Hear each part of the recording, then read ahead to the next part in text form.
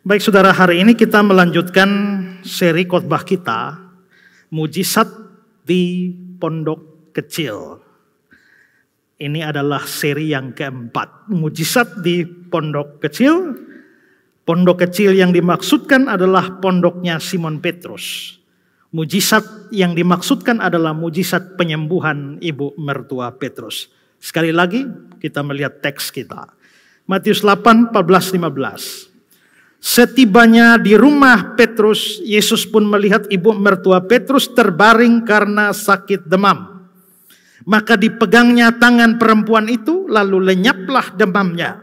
Dia pun bangun dan melayani dia.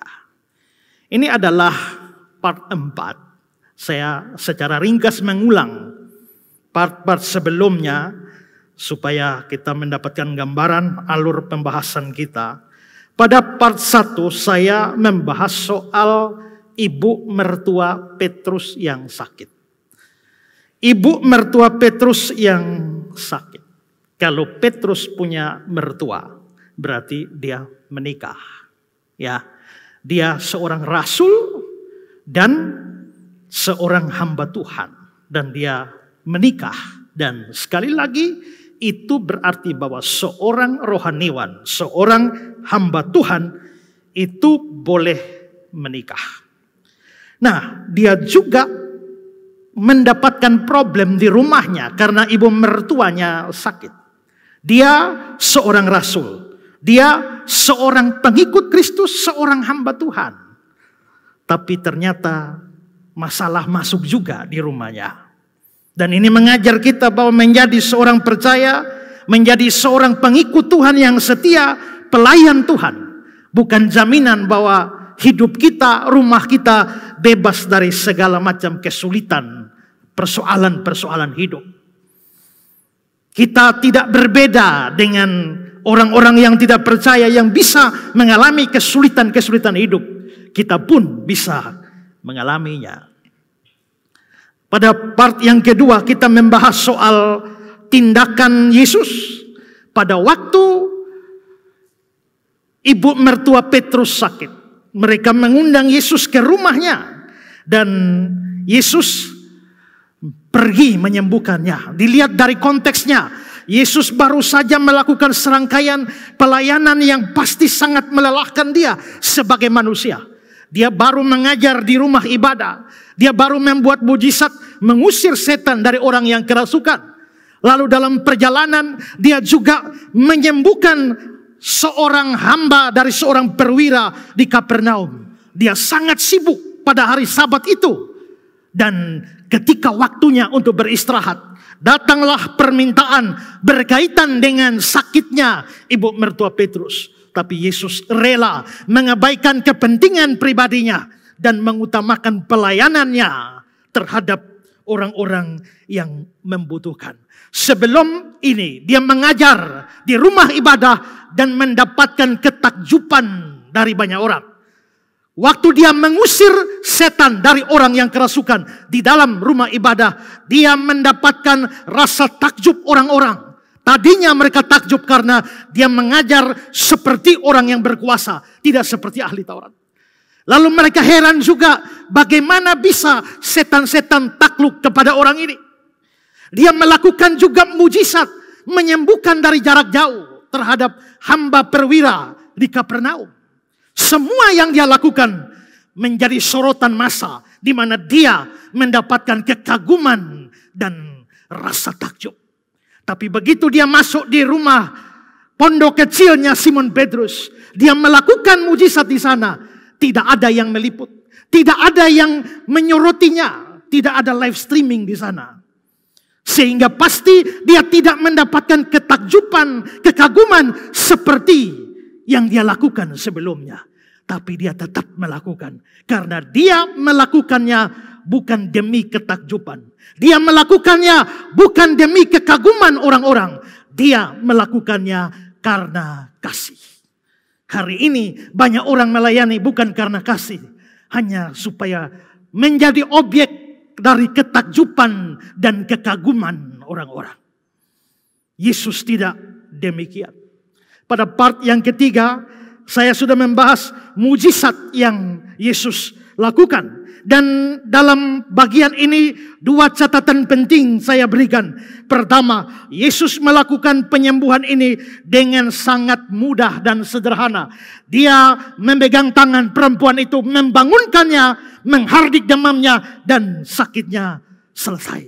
Tidak ada kesulitan bagi dia membuat sebuah keajaiban yang besar. Pada waktu saya selesai khotbah ini beberapa minggu yang lalu ada orang yang kirim pertanyaan. Dalam kasus penyembuhan orang buta di dalam Alkitab ada 3 kasus. Pertama, ada yang dia bilang, melihatlah engkau, langsung lihat, sekali ngomong langsung. Tapi ada kasus aneh, di mana pernah ada orang buta, terus Yesus meludah di mata orang buta itu, lalu orang buta itu sembuh. Orang ini bertanya, kenapa menyembuhkan kok pakai ludah? Lebih aneh lagi, kasus berikutnya adalah Yesus menghadapi orang buta, dia meludah ke tanah, lalu mengaduknya sehingga ludahnya dengan tanah bercampur, bisa jadi lumpur, lalu lumpur itu ditaruh di mata, basuh diri di kolam Siloam, lalu sembuh. Kalau Yesus memang bisa melakukan semua dengan mudah, mengapa repot-repot pakai ludah? Dan mengapa repot-repot mencampur ludah dengan lumpur? Itu terus terang belum pernah saya pikirkan. Saya melayani tanya jawab Alkitab dari tahun 2004 sampai hari ini. Dan menjawab ribuan pertanyaan. Tapi saya belum pernah pikir itu. Sehingga saya harus studi khusus tentang pengobatan dengan ludah. Saya, nanti saudara lihat penjelasan saya di YouTube ada. Sudah saya jawab itu ya. Tapi saya lantas pikir, saya kan lagi mau bikin disertasi S3 nih. Yang sampai hari ini masih macet-macet. Mungkinkah atau tidak saya bikin? Kan harus disertasi ini harus yang belum pernah orang bikin di dunia ini. Jadi saya mau tertarik penyembuhan dengan ludah. Ada apa sebenarnya di balik ludah itu? Itu menarik untuk dipikirkan. Tapi Yesus melakukan, intinya Yesus melakukan penyembuhan dengan sangat sederhana. Dia melakukannya juga dengan sempurna. Setelah dia melakukan mujizat, ibu mertua Petrus langsung sembuh. Seketika. Tidak pakai proses. Seperti kata seorang penafsir, dia tidak menyembuhkan, membangkitkan ibu mertua Petrus. Lalu ditambah pesan, jangan banyak-banyak kegiatan dulu ya. Atau nanti minum madu sedikit ya. Tidak. Itu penyembuhan ilahi berbeda dengan penyembuhan biasa. Penyembuhan biasa proses. Tapi penyembuhan ilahi terjadi langsung seketika dan segera. Bandingkanlah dengan penyembuhan-penyembuhan yang populer sekarang. Katanya kesembuhan ilahi. Sembuh di lapangan, sembuh di panggung. Pulang sampai rumah kambuh. Ada apa? Kita sudah bahas itu. Sekarang bagian yang keempat. Tindakan mertua Petrus yang selanjutnya. Ibu mertua Petrus disembuhkan dari sakitnya. Lalu apa yang terjadi setelah itu? Perhatikan ayat 15. Dia pun bangunlah dan melayani dia. Dia pun bangunlah dan melayani dia. Melayani Yesus. Jadi yang dilakukan oleh ibu mertua Petrus setelah sembuh dari sakitnya, dia bangun, dia melayani Yesus. Nah, saya mau bahas ini lagi dalam 2 bagian yang kecil. Pertama, mari kita lihat tindakan ibu mertua Petrus ini. Tindakannya ini, saya mau bagi 2 lagi, yang lebih kecil lagi. Pertama, dia pasti berterima kasih pada Yesus. Sekalipun tidak dinyatakan secara eksplisit bahwa ibu mertua Petrus menatap Yesus lalu mengatakan, terima kasih Bapa, terima kasih Tuhan. Sekalipun tidak dikatakan secara eksplisit, tapi saya yakin itu pasti terjadi. Bahwa setelah itu dia bisa bangun dan melayani Yesus, yang juga adalah ekspresi dari rasa terima kasih. Saya yakin sekali, sekalipun tidak dicatat, kata-kata terima kasih pasti keluar dari mulutnya, terhadap Yesus yang telah menyembuhkan dia. Dengan kata lain, dengan mengucapkan terima kasih, dia menghargai orang yang telah berbuat kebaikan pada dia. Dia menghargai orang yang telah menyembuhkannya dan tidak melupakan kebaikan Tuhan. Ini sikap yang sangat bagus. Berterima kasih kepada Tuhan atas rahmat yang telah kita terima. Berterima kasih pada Tuhan atas berkat yang telah kita terima. Berterima kasih pada Tuhan atas segala kebaikan yang telah kita terima di dalam hidup ini. Itu dilakukan oleh ibu mertua Petrus. Sikapnya jelas berbeda dengan 9 orang kusta yang diceritakan dalam Lukas pasal 17. Coba kita lihat. Ketika dia memasuki suatu desa, datanglah 10 orang kusta menemui dia. Mereka tinggal berdiri agak jauh. Kenapa agak jauh? Memang aturannya begitu. Karena orang kusta dianggap najis. Dan orang yang berdekatan dengan orang kusta jadi najis. Jaraknya harus sekian meter. Lalu harus memperhatikan arah angin.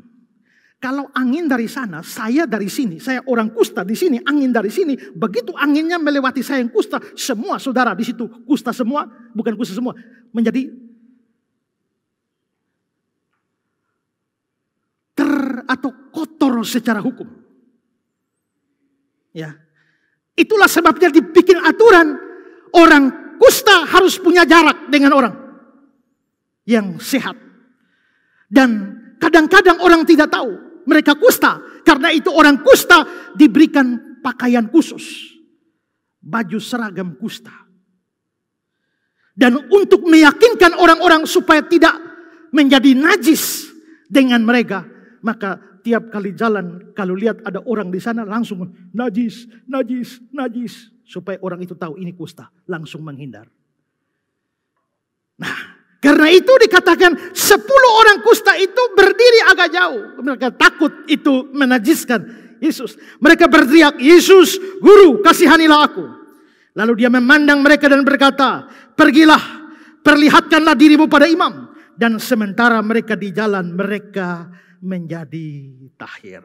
Seorang dari mereka ketika melihat dia telah sembuh, kembali sambil memuliakan Allah dengan suara nyaring. Lalu dia tersungkur di depan kaki Yesus, mengucap syukur padanya. Orang itu adalah seorang Samaria. Lalu Yesus berkata, bukankah 10 orang tadi semuanya telah menjadi tahir? Di manakah yang 9 orang itu? Tidak adakah di antara mereka yang kembali memuliakan Allah selain dari orang asing ini? 9 orang kusta itu pasti adalah orang Yahudi. Satu ini Samaria menjadi sorotan. Tapi saudara, semuanya sembuh. 9 orang itu sembuh, mengalami kuasa, mengalami kebaikan Tuhan. Tapi seperti kata Yesus, di manakah 9 orang itu? Tidak adakah di antara mereka kembali untuk memuliakan Allah? Di sini kita bisa lihat ada orang-orang yang mengalami kebaikan Tuhan, kuasa Tuhan, berkat Tuhan. Tapi tidak tahu berterima kasih kepada Tuhan. Tapi dari perempuan ini, ibu mertua Petrus, kita belajar apa artinya berterima kasih pada Yesus atas segala kebaikan yang telah kita terima darinya. Dalam pulpit commentaries dikatakan begini, kita harus membalas dengan pantas atas belas kasih yang dialami dan menunjukkan rasa terima kasih kita atas manfaat yang diberikan. Pujilah Tuhan hai jiwaku, jangan lupakan segala kebaikannya. Dia yang mengampuni segala kesalahanmu, menyembuhkan segala penyakitmu. Dia yang menebus hidupmu dari lubang kubur. Dia yang memahkotai engkau dengan kasih setia dan rahmat. Kebaikannya luar biasa. Dan ini perlu ditekankan, karena ada banyak kita hidup bersikap tidak seperti ibu mertua Petrus, tapi seperti 9 orang kusta yang tidak tahu berterima kasih kepada Tuhan. Kita merasakan begitu banyak kasih Tuhan, berkat Tuhan, pertolongan Tuhan. Tapi sering kita melupakan Tuhan. Itu yang sering terjadi dalam hidup kita. Bahkan di kalangan umat Israel sendiri, bangsa pilihan Tuhan, di mana Tuhan telah berbuat banyak keajaiban di dalam menolong mereka, terutama mengeluarkan mereka dari perbudakan Mesir. Tapi dengan mudahnya mereka melupakan Tuhan. Itulah sebabnya Tuhan sendiri berkata dalam Yeremia 2 ayat 32, dapatkah seorang dara melupakan perhiasannya? Atau seorang pengantin perempuan melupakan ikat pinggangnya? Tetapi umatku melupakan aku sejak waktu yang tidak terbilang lamanya. Umatku melupakan aku. Dalam Ulangan 32:18, gunung batu yang memperanakan engkau telah kau lalaikan, dan telah kau lupakan Allah yang melahirkan engkau. Telah kau lupakan Allah yang melahirkan engkau. Dan di dalam Mazmur 106, nenek moyang kami di Mesir tidak mengerti perbuatan-perbuatanmu yang ajaib.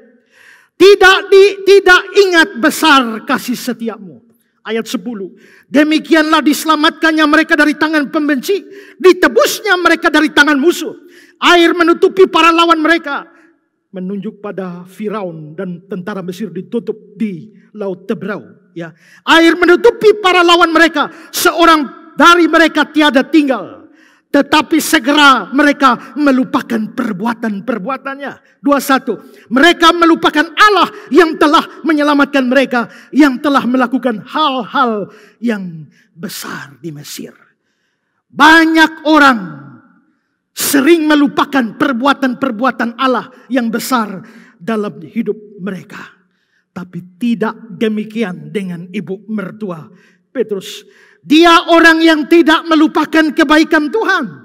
Dia adalah orang yang tahu berterima kasih kepada Tuhan. Tadi saya telah menyinggung 9 orang kusta yang tidak tahu berterima kasih. Tapi yang menyolok adalah satu di antaranya yang adalah seorang Samaria. Di ayat 15 dan 16. Seorang dari mereka ketika melihat ia telah sembuh, kembali sambil memuliakan Allah dengan suara nyaring. Lalu tersungkur di depan kaki Yesus, mengucap syukur kepadanya. Maka di sini kita bisa melihat bahwa orang kusta dari Samaria persis seperti mertua Petrus, sama-sama tidak melupakan kebaikan Tuhan. Orang lain yang juga tidak melupakan kebaikan Tuhan adalah Raja Daud. Daud jelas mengalami banyak kebaikan Tuhan. Dan kebaikan Tuhan itu bisa dibagi dua, secara jasmani dan secara rohani. Nats atau Mazmur yang tadi kita baca, Mazmur 103 ayat 2-5. Dia yang mengampuni segala kesalahanmu. Ini berkat rohani. Dia mengampuni segala kesalahanmu. Bayangkan segala kesalahan kita, segala dosa kita. Berapa banyak dosa kita. Hari-hari kita berdosa. Bahkan dalam hal yang paling kecil, kita sering berdosa. Lu di mana? Ini semua waktu, semua gladi, on the way. Padahal masih di rumah. Itu aja sudah dosa. Tadi malam saya lihat video Pak Budi Asali. Lalu dia bilang begini, terlambat datang kebaktian saja dosa. Itu berarti bahwa berapa banyak yang berdosa tadi. Ya, kita berdosa banyak sekali. Tapi sudah dikatakan, dia yang mengampuni segala kesalahanmu. Bayangkan saudara, bukankah ini berkat rohani yang luar biasa? Lalu selanjutnya dikatakan, yang menyembuhkan segala penyakitmu. Dia menebus hidupmu dari lubang kubur. Memahkotai engkau dengan kasih setia dan rahmat. Ini berkat jasmani. Memuaskan hasratmu dengan kebaikan. Ini berkat jasmani. Tapi tadi ada kata-kata, dia menyembuhkan segala penyakitmu. Di ayat yang ketiga tadi. Apakah Tuhan memang menyembuhkan segala penyakit kita? Kalau Tuhan menyembuhkan segala penyakit kita, mengapa ada orang sakit? Dan saya sakit minta-minta Tuhan tidak sembuh-sembuh, bahkan mati. Di sini dikatakan segala penyakitmu.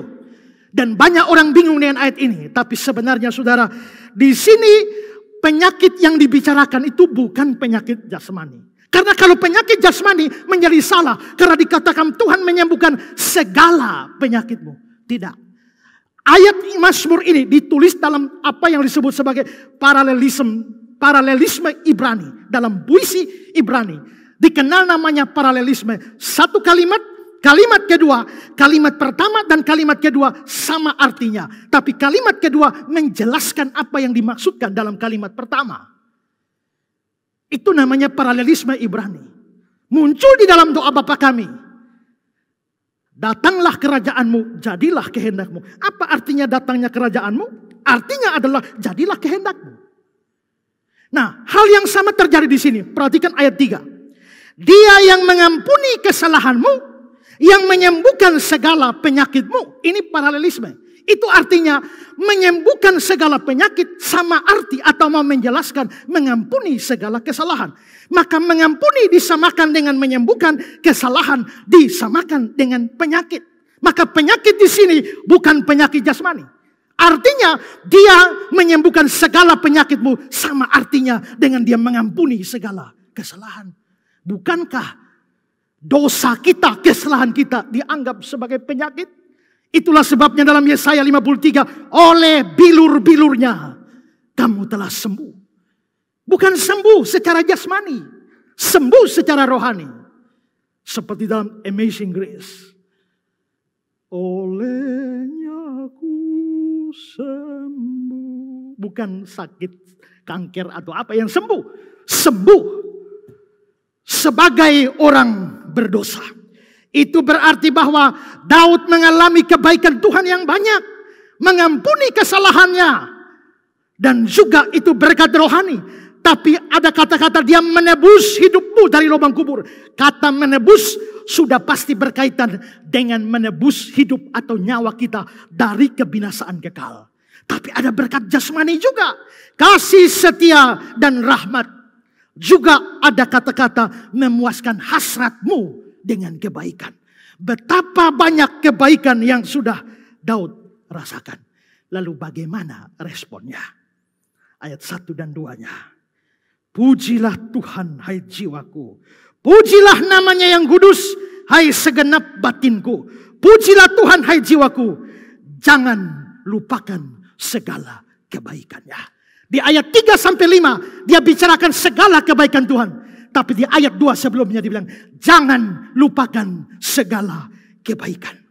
Jadi memang terhadap segala kebaikan Tuhan yang sudah kita rasakan. Berkat jasmani, terlebih berkat rohani. Kita tidak boleh melupakannya. Atau kita harus berterima kasih. Bersyukur atas semua yang sudah kita terima. Sebagaimana yang dilakukan mertua Petrus. Orang kusta dari Samaria. Dan juga Raja Daud. Matthew Henry berkata begini. Jika kita tidak mengucap syukur atas semua itu. Maka itu berarti kita melupakannya. Sungguh tidaklah adil dan tidak berbudi. Bila kita melupakannya. Karena dalam semua kebaikan Allah. Ada begitu banyak hal yang patut diingat. Hai jiwaku. Sungguh memalukan jika hal itu sampai dikatakan bahwa engkau telah melupakan banyak kebaikannya. Tapi tentulah engkau tidak akan melupakan itu semua. Sebab sudah seharusnya engkau tidak melupakan satu pun. Apakah dalam hidup kita sering bersyukur kepada Tuhan atas segala berkat yang sudah kita terima? Atau justru kita melupakannya? Dalam Ulangan pasal 8 dikatakan begini. Apabila engkau sudah makan dan kenyang, mendirikan rumah-rumah yang baik serta mendiaminya, dan apabila lembu sapimu dan kambing dombamu bertambah banyak, dan emas serta perakmu bertambah banyak, dan segala yang ada padamu bertambah banyak, jikalau engkau sudah jadi sultan, jangan engkau tinggi hati sehingga engkau melupakan Tuhan Allahmu. Jangan engkau tinggi hati dan berkata, Tuhan pun bingung bagaimana memiskinkan aku. Jangan engkau tinggi hati, sehingga engkau melupakan Tuhan Allahmu yang membawa engkau keluar dari tanah Mesir, rumah perbudakan. Jangan. Saudara, pernah terjadi di Rusia, seekor anjing mau menyeberang jalan, tapi ditabrak oleh satu mobil, dan penabraknya melarikan diri. Tinggallah anjing itu sekarat, berjuang hidup mati, menggeser-geser badannya ke pinggir, tapi rupanya kedua kakinya sudah patah. Ada 2 orang pemuda yang melihat anjing itu dan kasihan. Lalu mereka mengangkat anjing itu, lalu foto anjing itu, menceritakan sekilas kecelakaan yang menimpanya. Lalu foto, lalu publish di Facebook. Dan memberitahu kondisi anjingnya.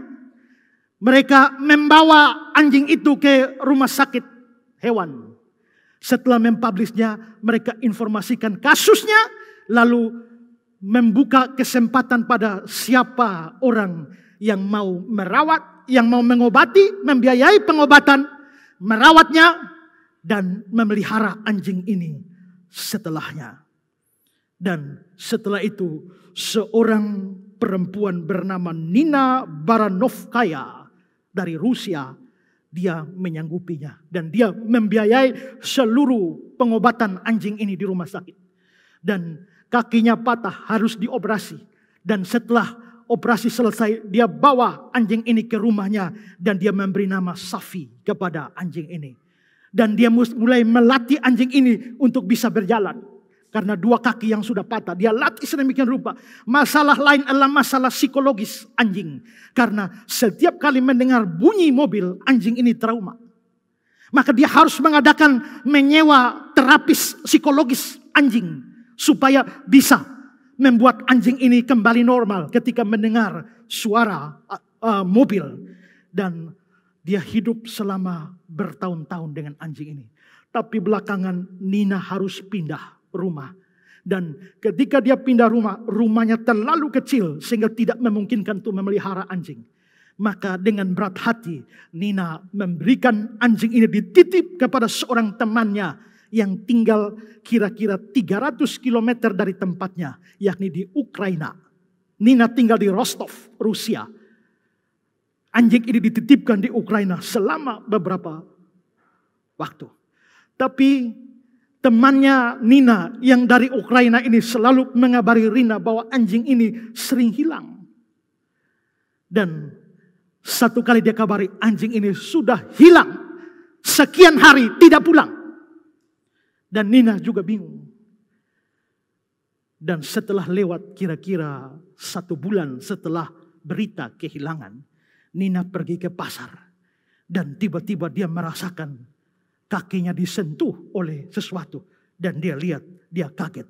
Ternyata Safi sudah ada di samping itu. Dan dokter-dokter yang memeriksanya memberikan konfirmasi bahwa anjing ini telah berjalan kurang lebih 300 km dari Ukraina. Itu berarti dia berjalan kira-kira setengah Ukraina dari utara ke selatan menuju Rostov, Rusia. Bayangkan seekor anjing jalan 300 km. Dan Nina sadar apa sebabnya itu terjadi. Dia sadar anjing ini tidak melupakannya. Itulah sebabnya anjing ini datang. Anjing ini ingat segala kebaikannya. Tapi banyak manusia lebih buruk dari anjing. Karena melupakan perbuatan-perbuatan Tuhannya. Manusia telah menerima begitu banyak kebaikan.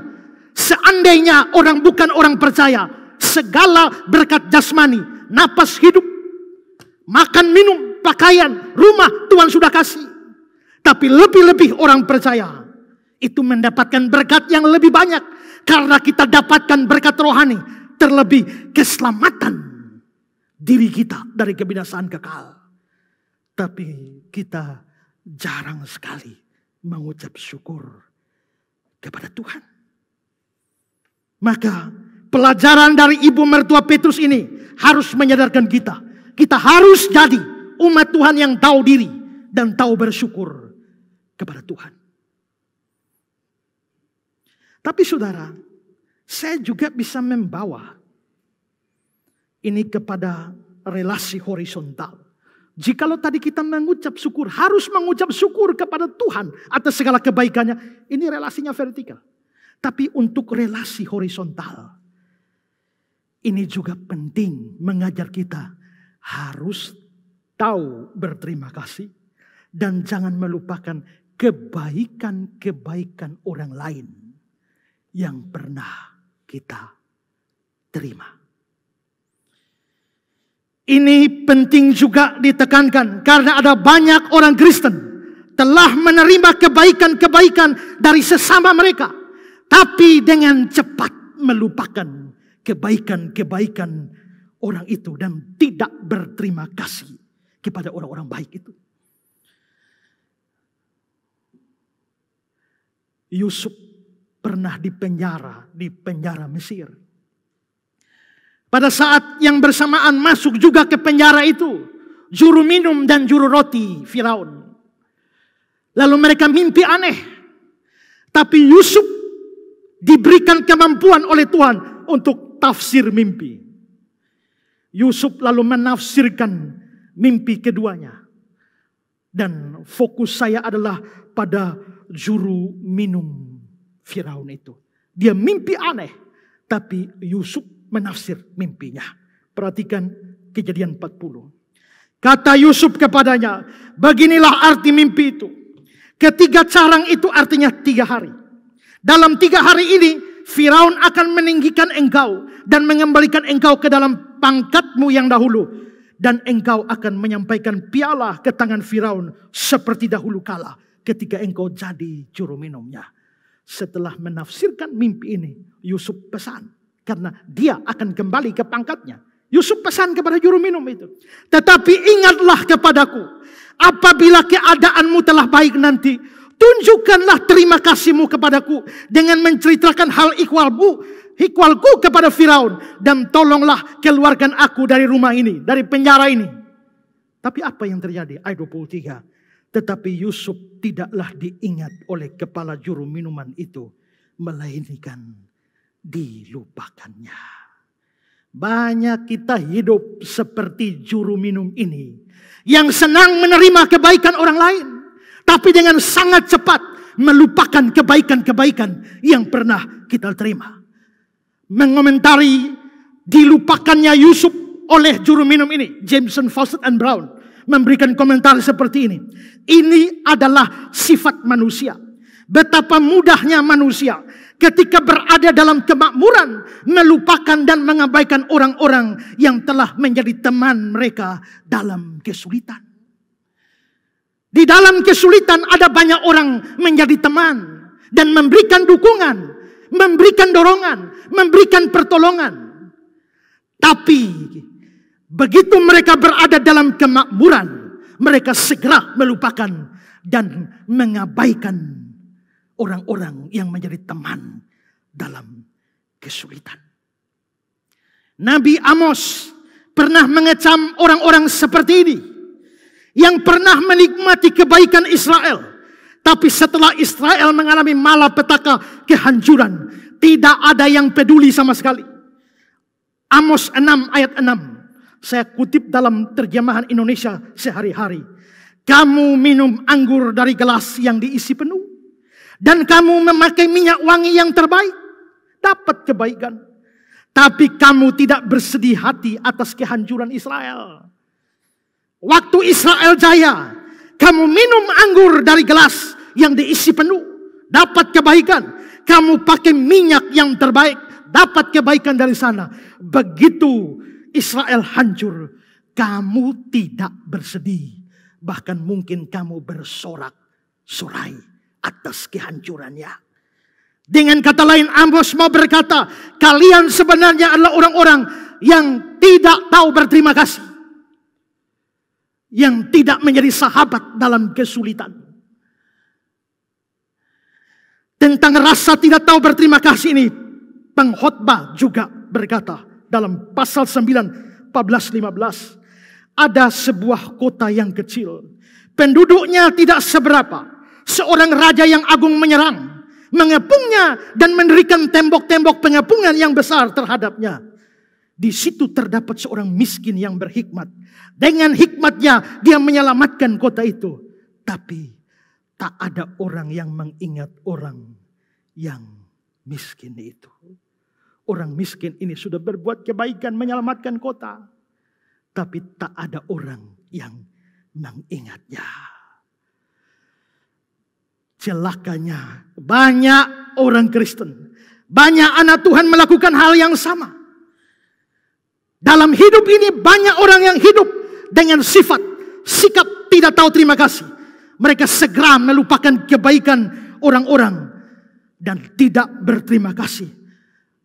Tidak melupakan, sudah melupakan, tidak berterima kasih. Itu sudah jelek, sudah buruk. Tapi lebih buruk lagi jikalau membalas kebaikan orang lain dengan kejahatan. Seperti kata pepatah, air susu dibalas air tuba. Kemarin saya lihat TikTok. Lalu iseng-iseng saja buka, lalu ada seorang berkata, segemuk-gemuknya ikan ada tulangnya, sekurus-kurusnya ikan ada dagingnya, sebaik-baiknya orang ada jahatnya, ada jeleknya, sejelek-jelek atau sejahat-jahatnya orang ada baiknya. Fokuslah kepada kebaikan orang lain dan kejelekanmu, dan bukan berfokus pada kebaikanmu sendiri dan kejelekan orang lain. Sebelum kamu berbuat jelek pada orang lain, sebelum kamu berbuat tidak baik pada orang lain, pikir sejak sekian tahun yang lampau pernah terima kebaikan dari orang itu atau tidak.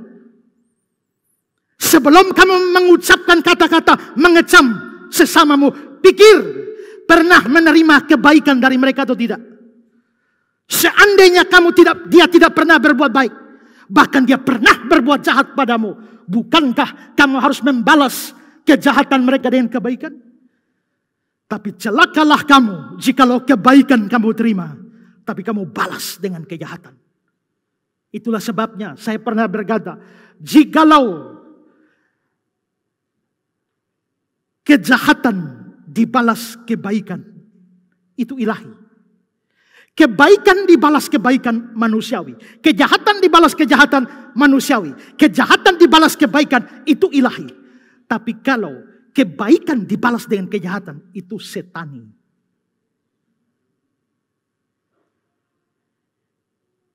Ibu mertua Petrus tidak demikian. Dia tidak melupakan, tidak mengabaikan kebaikan yang dia sudah terima. Terlepas dari Yesus adalah Tuhan, Yesus adalah Allah. Tapi Yesus juga manusia. Dengan kata lain, dia tahu berterima kasih kepada orang lain yang telah berbuat baik kepadanya. Saya baca sebuah cerita seorang buta. Buta dan dia sangat benci dirinya karena kebutaannya itu. Sekalian dia benci semua orang.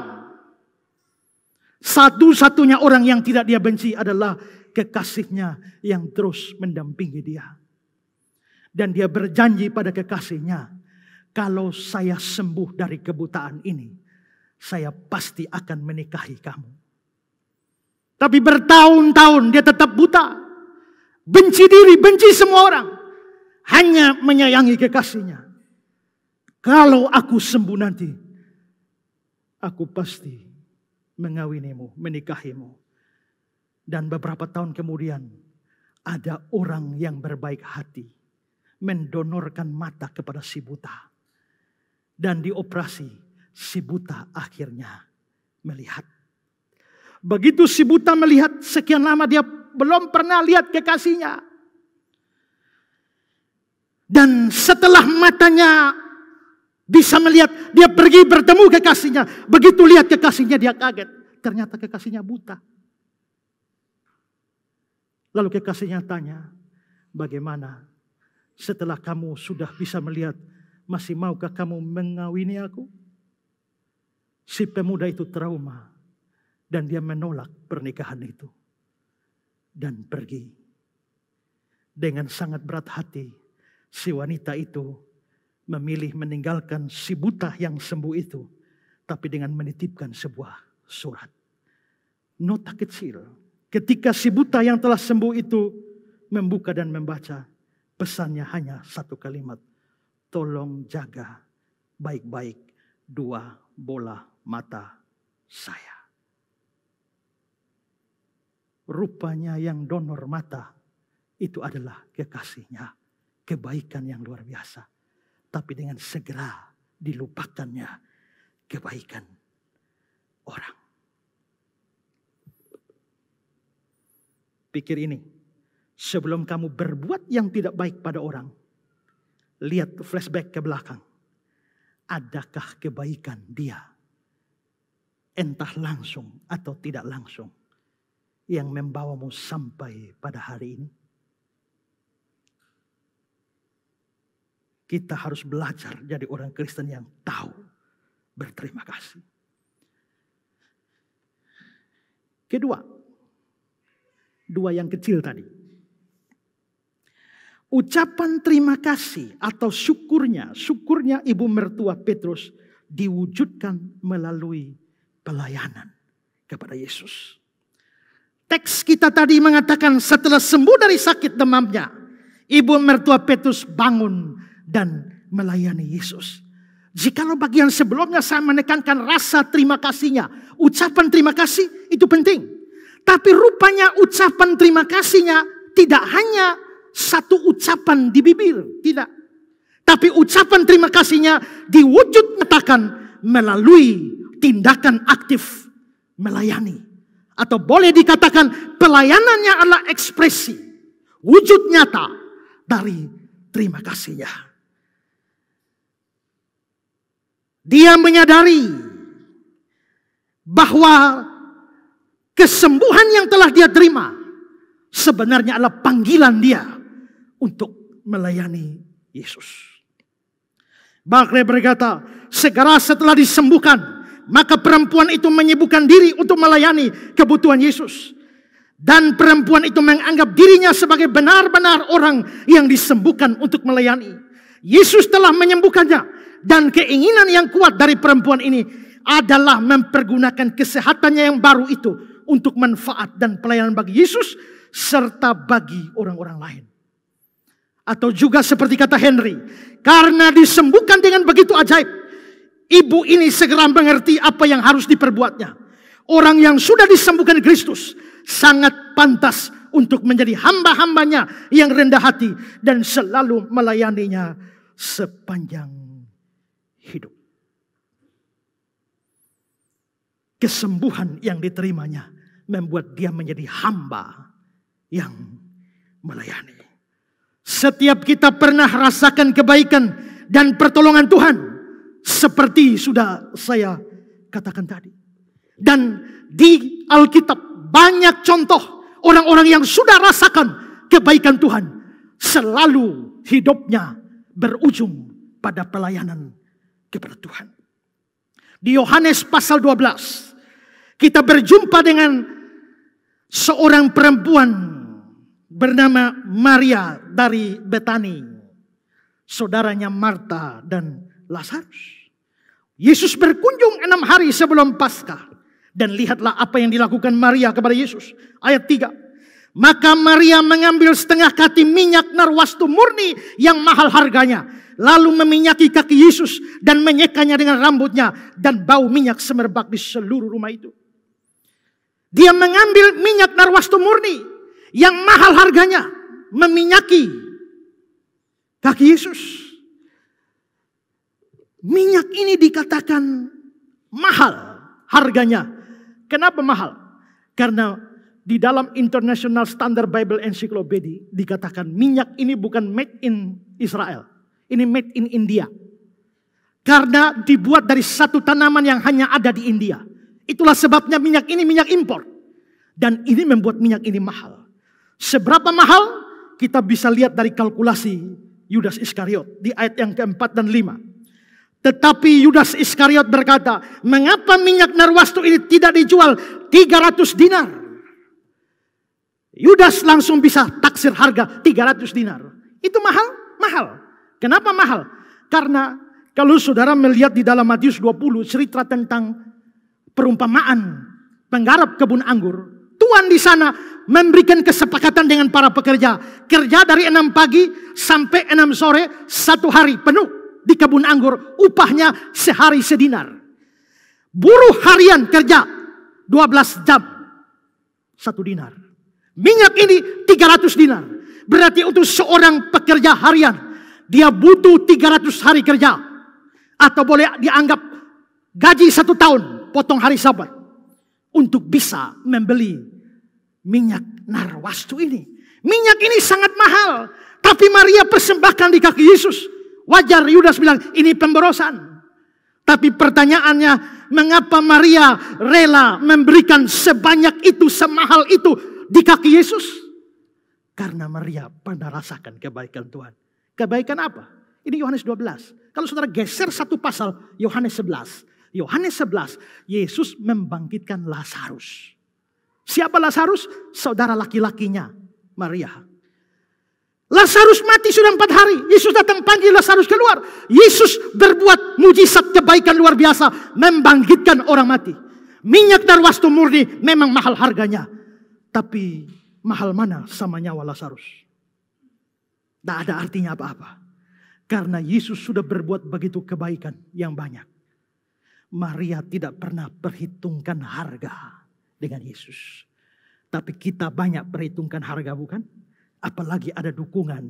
Persembahan kami sedikit sekali. Sedikit sekali. Kasih Tuhan jangan banyak-banyak. Mungkin gara-gara lagu itu persembahan jadi sedikit, akhirnya diubah. Persembahan kami, cerminan kasih-Mu. Sudah cerminan kasih-Mu. Sebelumnya sedikit sekali. Padahal maksud penulis lagu itu bukan supaya orang Kristen beri sedikit. Maksudnya adalah bahwa seberapa banyak pun yang kita bisa berikan pada Tuhan, itu masih tergolong sedikit dibandingkan dengan yang Tuhan sudah berikan. Kamu bisa berikan seluruh dunia kepada Tuhan, itu pun sedikit. Karena Tuhan menyelamatkan nyawamu, dan 1 nyawa lebih berharga dari seluruh isi dunia ini. Apa artinya orang punya isi dunia ini, tapi kehilangan nyawanya? Maka jikalau Tuhan sudah menyelamatkan nyawamu, tidak ada yang bisa memberikan persembahan yang banyak kepada Tuhan. Semua kita, berapapun yang kita berikan, tetap sedikit. Itu masuk lagu itu. Dan agungnya lagu itu. Maria rasakan itu. Makanya dalam urusan dengan Tuhan, tidak hitung-hitung harga. Dia berikan semuanya. Karena kebaikan Tuhan. Orang lain di dalam Alkitab yang kita bisa lihat, bisa catat juga, adalah seorang perempuan bernama Maria Magdalena. Maria itu namanya. Magdalena itu bukan fam. Magdalena itu menunjukkan asalnya. Maria Magdalena artinya Maria dari kampung Magdala. Jadi kalau saudara punya anak kasih nama Magdalena, itu agak kurang pas, ya toh. Tapi ya sudahlah, sudah terjadi mau apa, ya kan? Begitu juga Yudas Iskariot. Iskariot itu bukan fam. Yudas Iskariot. Yudas Iskariot artinya Yudas dari kampung Keriot. Maria ini perempuan dari Magdala. Tapi kita bisa catat bahwa Maria Magdalena ini dia pernah bergabung dengan rekan-rekan wanitanya dan sama-sama mendukung pelayanan Yesus dengan kekayaan mereka. Dalam Lukas pasal 8 ayat 2 sampai ayat yang ketiga. Maria yang disebut Magdalena, Yohana istri Kusa, bendahara Herodes, Susana, dan banyak perempuan lain. Perempuan-perempuan ini melayani rombongan itu dengan kekayaan mereka. Berarti termasuk Maria Magdalena melayani Yesus dengan kekayaan mereka. Maria Magdalena ini juga penting. Kenapa? Karena dia menyertai Yesus sampai penyaliban, sampai salib. Di mana para murid sudah hilang, para rasul sudah hilang. Maria Magdalena sampai salib. Maria Magdalena sampai kubur. Dialah yang pagi-pagi datang hari Minggu untuk mau merempah-rempahi mayat Yesus. Dan karena itu dia jugalah perempuan pertama yang mendapatkan berita tentang kebangkitan Tuhan Yesus.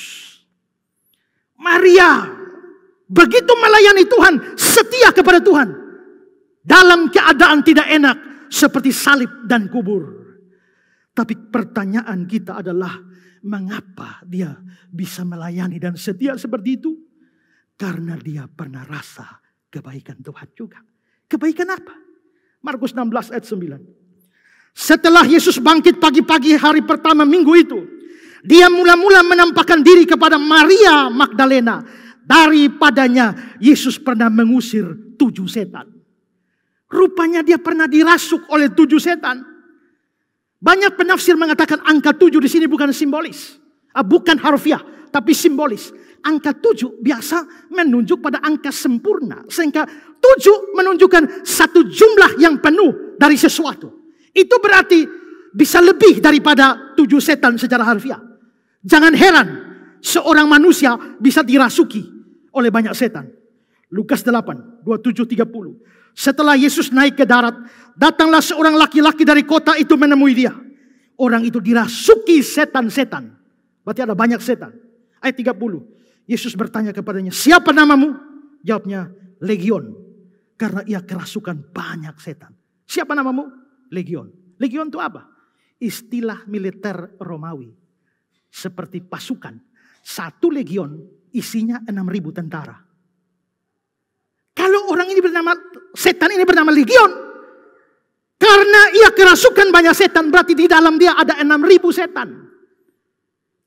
Saya pikir ini 1 setan saja merasuk saudara, saudara sudah kesetanan. Apalagi 6.000 setan. Bahasa apa untuk menggambarkan ini selain setan pembai? Ya, kita tidak tahu pasti berapa banyak setan merasuk Maria. Tapi kalau kita baca cerita Injil tentang bagaimana orang dirasuk, itu mengerikan. Ada yang sampai tidak pakai pakaian, telanjang, lari-lari, jalan-jalan di kuburan. Kadang-kadang dalam kasus tertentu mau buang diri ke air, mau buang diri ke api. Itu berarti betapa mengerikannya hidup Maria Magdalena. Tapi Yesus mengusir 7 setan dari dia. Kebaikan Tuhan yang luar biasa. Lalu dengan apa dia balas? Dia gabung dengan kaum wanita untuk melayani Yesus. Dia iring Tuhan sampai salib. Ketika para rasul menghilang semuanya, dia tetap di sana.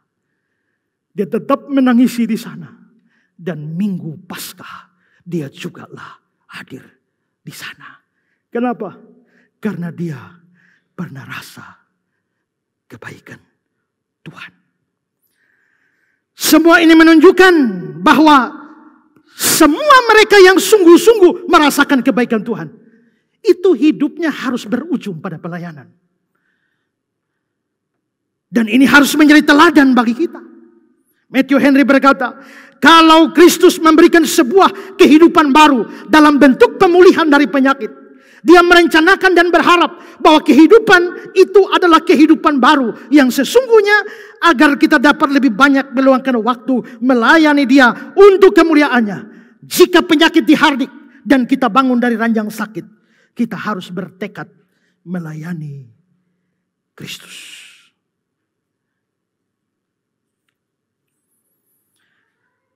Contoh-contoh yang sudah saya berikan adalah contoh di mana pelayanan kepada Yesus didasarkan atas kebaikan Yesus yang bersifat jasmani, Maksud saya adalah ibu mertua Petrus dapat kebaikan jasmani, sembuh dari sakit dan melayani.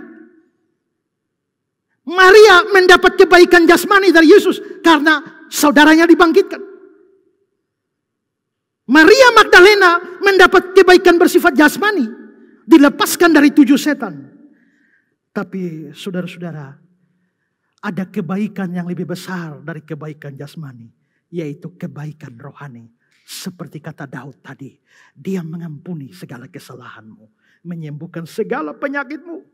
Nah, dan jikalau saudara adalah sungguh-sungguh orang percaya kepada Kristus, saudara sebenarnya bukan dilepaskan dari 7 setan, tapi dilepaskan dari kebinasaan kekal.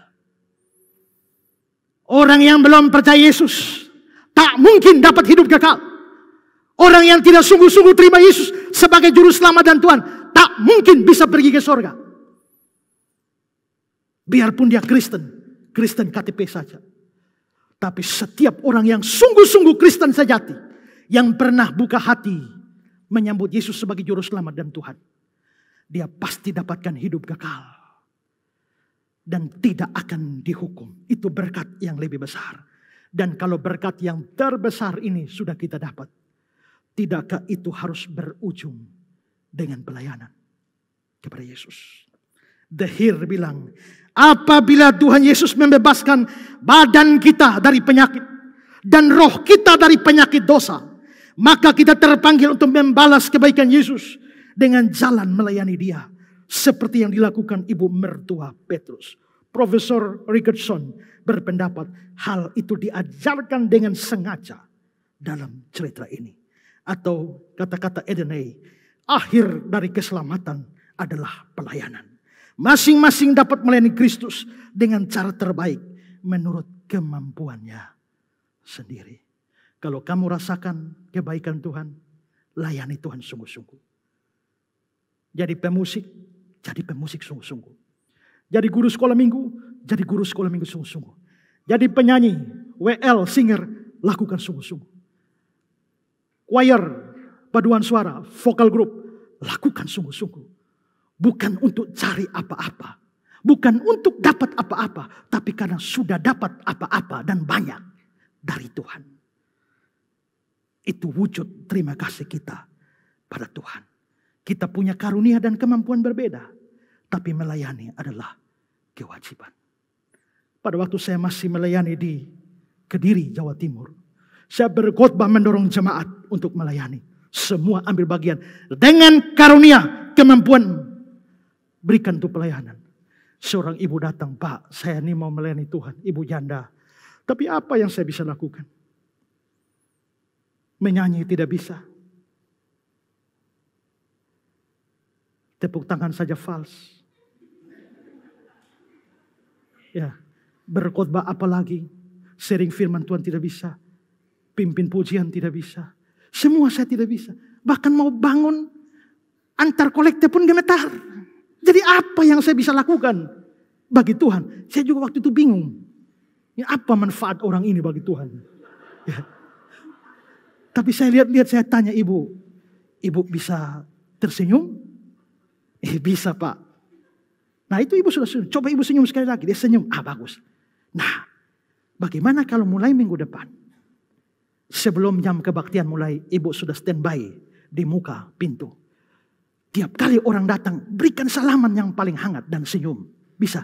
Oh bisa Pak, bisa. Ingat ibu ya, kalau ada orang baru senyum. Ya. Siap Pak. Dia punya cucu 1. Ya. Dan kemana-mana dia gendong cucunya. Minggu depan kebaktian jam 8. Setengah 7 pagi dia sudah standby. Ada cucunya di sebelah sini. Tapi dia berdiri sikap sempurna.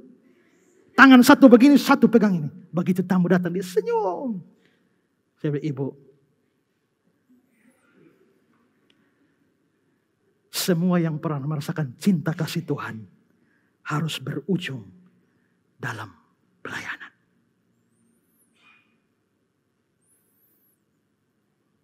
Sekarang poin kedua yang agak lebih besar. Pelayanan yang dilakukannya. Kalau tadi sikapnya, sekarang pelayanan yang dilakukannya. Kalau saya menyampaikan bagian ini, saya pasti ketinggalan pesawat. Jadi kita bersambung pembahasan ini setelah Paskah. Setelah Minggu Paskah. Tuhan berkati kita. Amin. Bila ku renungkan